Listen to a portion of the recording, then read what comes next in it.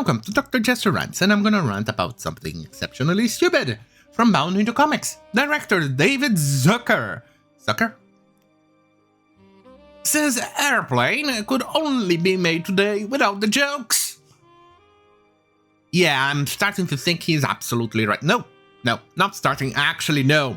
He is right. They can't make it today. Not even with a... slap me silly and call me Shirley type of jokes. And I have seen it a couple of times in the past, but it has been a while since I watched it, and I think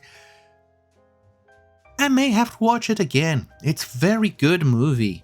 It's a very good movie that I suggest you people watch it. It's a very good, funny movie. Leslie Nielsen and all that. Either way, let's go. Director David Zucker, known for his work on comedies like the Naked Gun series and Cat Ball, recently slammed cancel culture by asserting that his cult classic Airplane could be made in this day and age just without the jokes. Well, he's right. David Chappelle, which we started to win, is now losing and getting cancelled because the director of Netflix is now calling it quits. Yeah, he buckled under the pressure of the woke-tards. Anyway, quote, last year marked the 40th anniversary of the release of Airplane, the comedy I wrote and directed with my brother Jerry and our friend Jim Abrams, wrote Zucker in a column for commentary. Just before the world shut down, Paramount held a screening at the Egyptian Theatre in Hollywood, followed by the Q&A in which an audience member asked the question we never used or received. Could you make Airplane today? My response, of course we could, just without the jokes. He's definitely right. According to Zucker, Paramount actually planned to withhold the re-release of Airplane because of the backlash the cult classic comedy could have gotten on account of its content, a lot of which could have been deemed insensitive for today's very sensitive and very flaky standards. Fascinating that during the Puritanism era, the crazy Puritans of that era, even with the jokes, sexually explicit images and things like that, even the craziness that they went and all the stuff that they tried to cancel, you still could have shows like that. You still could have seen it. Meanwhile, today, with the new Puritans, you cannot anymore. It goes to show that Dave Chappelle was right. If those crazy old grandmothers of back then, all they had to do was use copious amount of baby oil, Daisy Dukes, call themselves trans men, and instead of, think of the children, for Jesus, they could always have said, it's such a justice. They could have achieved their dream of censoring everything. Oh dear. Anyway,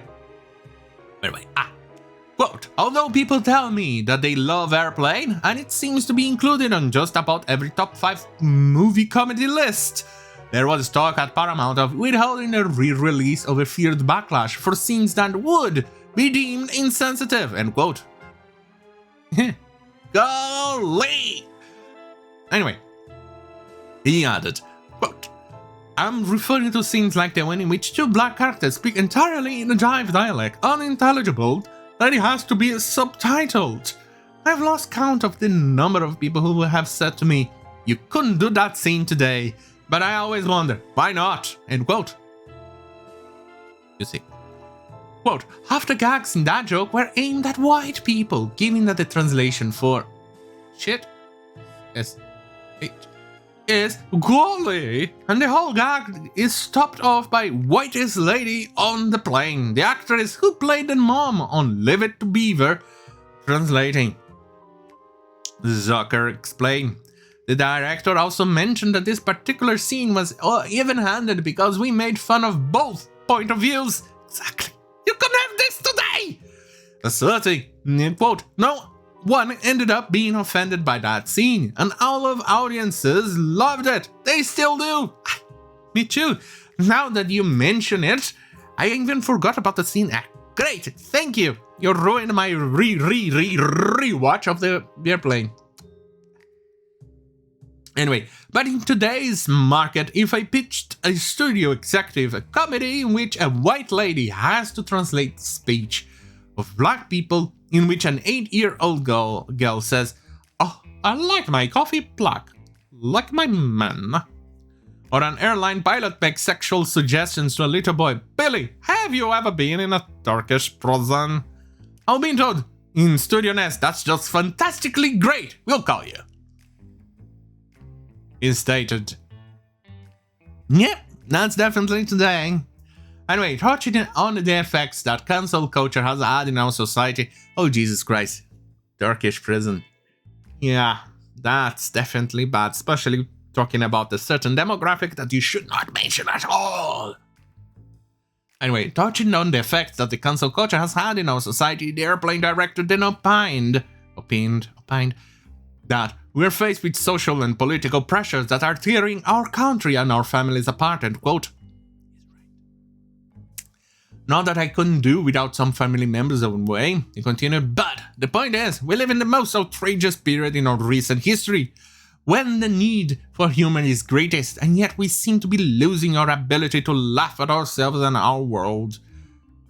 Holy moly, fucking Jesus fucking Christ. He's absolutely correct. We need humor to laugh at this idiocy. I just covered about a moron who is triggered that he actually has to interact with low-paid servants, male servants,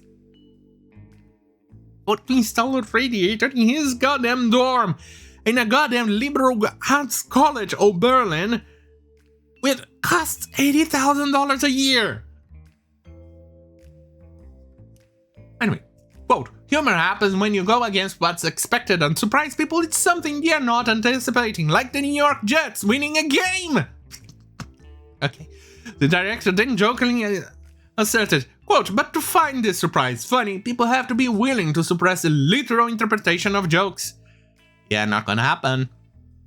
Providing a fairly compelling point as to why humor shouldn't be taken seriously, Zucker brings up Lloyd Bridges' character in Airplane, who is even seen throughout the film unsuccessfully battling his addictions for comedic effect. Quote, "In Airplane, Lloyd Bridges' character tries to quit smoking, drinking amphetamines, and sniffing glue." You know, making a joke about people with low wages and still trying to get high, you know, sniffing glue is one thing.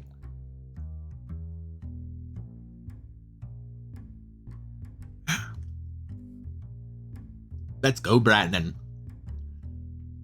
If his addictions were to be taken literally, there would be no laughs.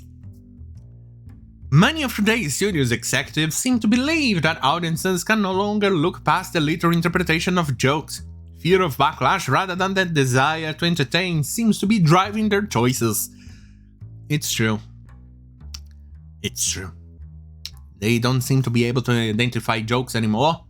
No wonder that, no wonder that these people are incapable of having jokes. There is a very vocal, though I believe, quote, "There is a very vocal, though I believe small percentage of the population that can't differentiate between glue-sniffing joke and glue-sniffing drug problem." Quote, yeah, he is right.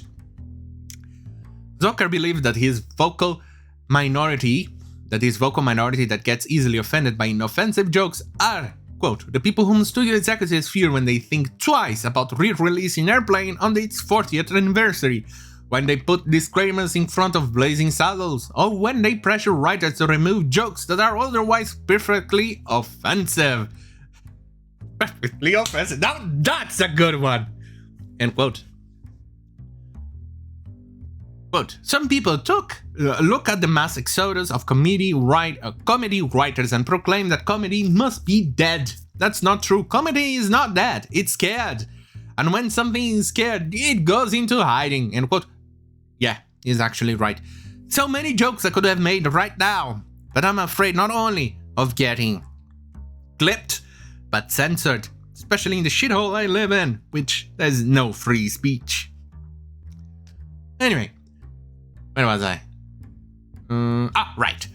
Adding a quote, those comedy writers who can pour their creativity and talent into non-humorous projects, end quote. We are definitely reaching periods of time where I'm starting to get worried about comedy. Comedians, and things like that are the canary in the very dirty, full of shit mine. If they get affected, I'm pretty sure that you're going to be the next one. The receiver. You know what I mean. It's sad that we are reaching these things like this where you can even mock or make jokes about things. Oh dearie me. I remember the back days when I was fat and having smells coming out of certain places. You couldn't even make a joke like that today on TV. Anyway. If you like this type of content, say it right here on youtube.com/Jester. Don't forget to like, share, and subscribe. Hit the notification bell button if you want more of my beautiful face. Special nifty effects like a Anyway, that bombshell. Comedy, I miss ya. Have a great fucking night.